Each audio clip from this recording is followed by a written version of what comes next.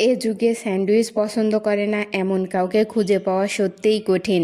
আর যদি হয় সেটা বাড়িতে তৈরি, তাহলে তো কোনো কথাই নেই। বাড়িতে তৈরি এই স্যান্ডউইচটা আমাদের বাড়ির সকলের অনেক পছন্দের। প্রতি বছর কুরবানির ঈদের পর গরুর মাংস দিয়ে একবার হইলেও বাড়িতে এই স্যান্ডউইচটা বানানো হয়। স্যান্ডউইচের ভিতরের পুরটা বানানোর জন্য এখানে গরুর মাংসের কিমা ও বেশি পরিমাণে পেঁয়াজ দিয়েছি। মশলার মধ্যে আদা বাটা, জিরা বাটা, রসুন বাটা, গরম মশলা বাটা, হলুদের গুঁড়া ও ঝালের গুঁড়া এবং পরিমাণ মতো লবণ দিয়ে ভালোভাবে রান্না করে নিয়েছি। স্যান্ডউইচের ভিতরের পুরটা যত বেশি সুস্বাদু হবে, স্যান্ডউইচ খেতে তত ভালো হবে। এই পুরটা আপনারা চাইলে মুরগির মাংস ও ডিম দিয়ে একইভাবে তৈরি করে নিতে পারেন। অন্যান্য মাংসের চাইতে গরুর মাংসের স্যান্ডউইচটা একটু বেশি সুস্বাদু হয়। এবার পুরটা ঠান্ডা করে পাউরুটির উপর সুন্দরভাবে বিছিয়ে আর এক টুকরো পাউরুটি দিয়ে ঢেকে দিব। এবার আটার মিশ্রণ তৈরি করার পালা। এখানে 2 কাপ আটা, সাথে দিয়েছি আদা বাটা, রসুন বাটা, ঝালের গুঁড়া, হলুদ ও মিক্সড মশলা এবং পরিমাণ মতো লবণ ও পরিমাণ মতো পানি দিয়ে ব্যাটারটাকে রেডি করে নিতে হবে।